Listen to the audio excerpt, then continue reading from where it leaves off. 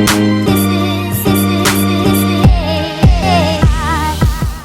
guys! So ngayon mag-grocery shopping tayo sa isang Asian supermarket. So may mga trahedya po mangyayari sa car habang magbabiyahe ka. So dahil sobrang traffic kanina from the ferry, na ihing-ihi na sikat. Tapos wala na kami magawa kasi 30 minutes kaming naka-standby doon. Actually, more than 30 minutes. Mga siguro 40, 41 minutes. Totoo. Mga ganun. So may blanket kami, di ba? Nakita nyo? Guys, siguro mga too much information na to para sa inyo. Siguro nakakahiyang aminin. Pero hindi ko na nakaya talaga. Umiihi siya doon. Nakakahiyaman, pero aminin. Ako po yun. So dito sa supermarket na to, may mga red hot dogs silang tinitinda. Ayan ang mga price. $6.69, $9.99, $14, $17. Kung nasa Philippines pa kayo, kainin nyo na mga hotdog dyan. Okay guys, so mabilis ang grocery run lang to, no? Hahanapin natin yung mga... Nang ano, makakain mo kasi magluluto pa ako. Matagal pa yun. Yan, may tinapay naman eh. So, mabilis ang grocery run lang to. Hanapin natin yung ricados para sa kare-kare, ricados para sa nilaga, and sabi ni Kim, magbibistek daw siya. So, andito tayo ngayon sa Price Mart. Katumbas dito yung Whole Foods ata. Ay, Whole Foods. Ano ang katumbas ng Price Smart? Save on Food. So, marami din sila mga ganito. Gusto ko pa palang pumunta ng Walmart. Bakit? Bili ng frozen. Sana nagpalit pala ako. Ha? Sige. Okay lang. So, bumili kami ng, ano yun, bok choy? Bumili kami ng bok choy. Sabi dito, it's on sale. Bok choy para sa ating kare-kare. And then, next, maghahanap tayo ng eggplant. Eggplant for our kare-kare. Kare-kare. Wala dito. Lalaki ng mga ano. Yan. Continuous ba yan? Ginagawa mo. Memory. So, kailangan din pala natin ng broccoli para sa nilaga natin. Actually, wala tayong presyo kung magkano to. Nasa ayan pala. Broccoli, $2.69. Ay, oo nga pala. Carrots din. It's $0.99 per pound. Oo. 99 siya kasi 99. Kasi daw, nante. Okay, nahanap na natin yung ano. This is so big. Nahanap na natin yung eggplant. Choice long eggplant, $1.89. Yun na lang siguro. Wala naman kumakain. Okay, let's go. Linus. Baby bananas. Baby bananas. Magkano ba yung baby bananas? 269. Baby bananas. Ay, kailangan din natin ay fruit. Saan mo ba ito? Huwag mo na. Okay, so kailangan pala natin ng celery din.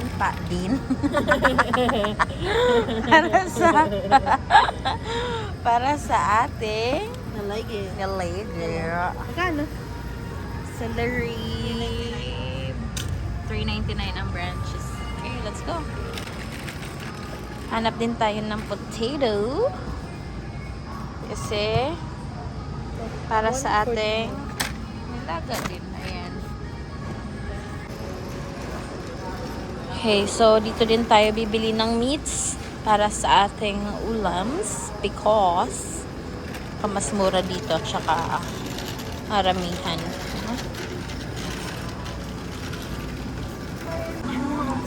Maghahanap pala tayo ng meat.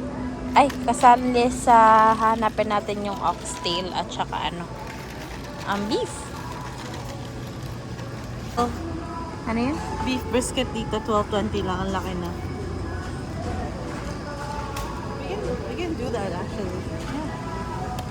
Oh. Oh my God, I can really feel the wetness. Wait lang.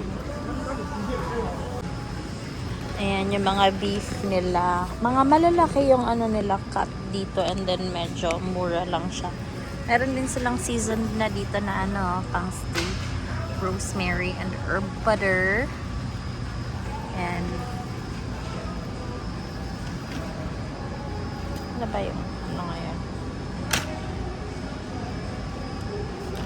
Kano yan? 13. Okay, tingnan nyo to. Mura drumsticks to. Yeah, 542 lang to. Oh. Ang dami na. Yeah. We should get some na. For the ano. Baka Adobo, malagay mo gusto mga adobo. adobo and tinola. Yeah, 552. I think this is fine.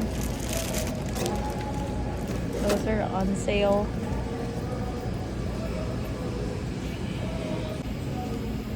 Guys, tingnan nyo to. Pork belly and then ang laki na niya. Look. And then price is yum.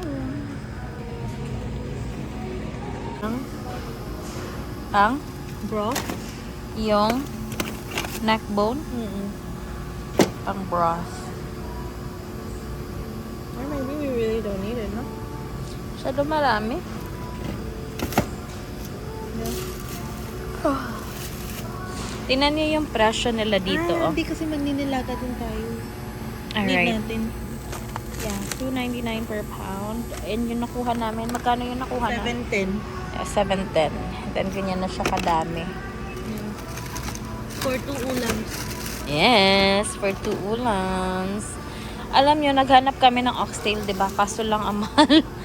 Ang mahal dun. And hindi namin, I think, kailangan ng ganun kadami yung napack nila. So, siguro baka magpapass na lang kami ngayon sa oxtail. $27. I think there's only 3 oxtails. Basic. Anyways, what's on our list? Oh my God. Nagulat ako. May Yakult sila dito and it's on sale. Saan Regular ba? price nila is $6. Ngayon naka $4.99. Sure, sige ko na isa. Right. Kaya guys, my God, ang mahal-mahal ng Yakult dito. Mahal-mahal ng probiotics dito. Meron din pala tayong mga sito dito and $2.49. Pero dahil na-trauma na tayo sa sito, hindi na tayo inom ng sito. Meron din sila mga ganito. Meron silang Philippine brand. $1.39. Ito yung rice section nila. Yung rice aisle ng rice. Yan. Meron dito mga Filipino, something chirva. May mga century tuna. May mga ligo sardines. Meron dito mga dato puti. So, Asian store. Meron din pala, dun sa harap may nakita tayong mga longganisa and everything. Yeah, may mga ano din dito. Flavors. Yeah, mga seasoning. Ayan din.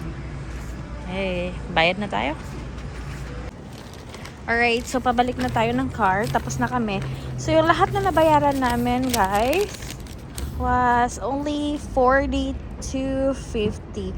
Ang mura, no? Kasi 3 meats na yung ano namin eh. Ay, susolidin pala natin sa Walmart. Okay. Sira to. Nabili namin sa Walmart. Sira. So, ang mura, no? Kasi 3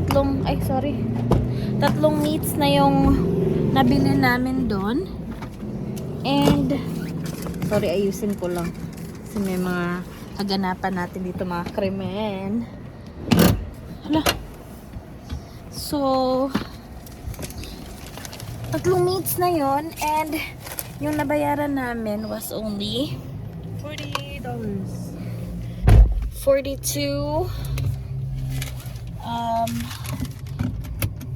42.52. Saglit lang. We're now at Walmart. Re-return muna natin to dahil sira-sira siya. And then we're gonna buy a milk frother. We got peanut butter, $5.77.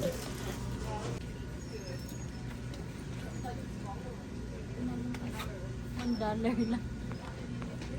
Nasa TNT na pala kami. Wala kaming nabili dun sa Walmart. Okay. Hindi ka na, passport. Sana may string beans dito. Nag-ano na pala sila ng malunggay dito. Bibenta na sila. Ano yan?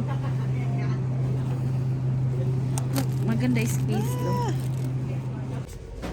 So, andito kami ngayon sa Walmart, di ba? Tapos, parang galit, di ba? So, meron silang pure foods dito na corned beef. Pero may binibili kami ni Kim na ibang corned beef na mas nagugustuhan namin. Either this one, yung palm, or yung isa. Okay, let's go. Guys, bibili kami ng siomai kasi magluluto pa kami and then medyo walang palaman ng siya namin. Hindi, pantawid gutom lang.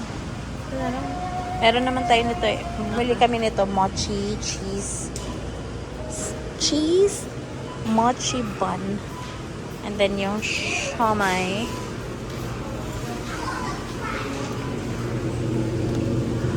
Okay, so sa 1, 2, 3, 4, 5 na items na binili natin sa TNT, ito yung nabayaran natin, 21.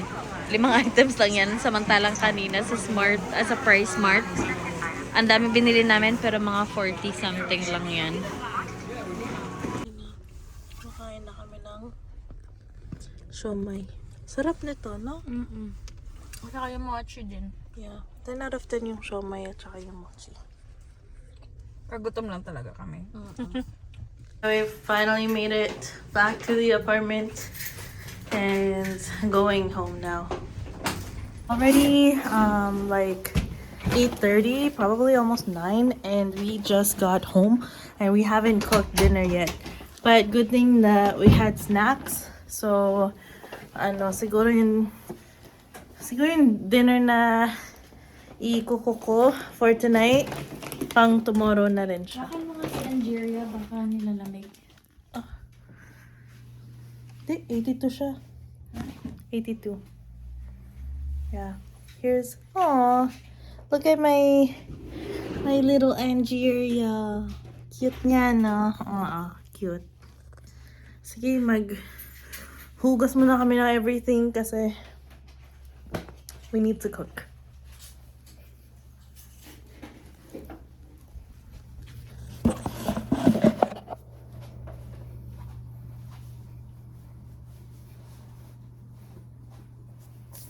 BRB. Okay, there is the kare-kare for our dinner.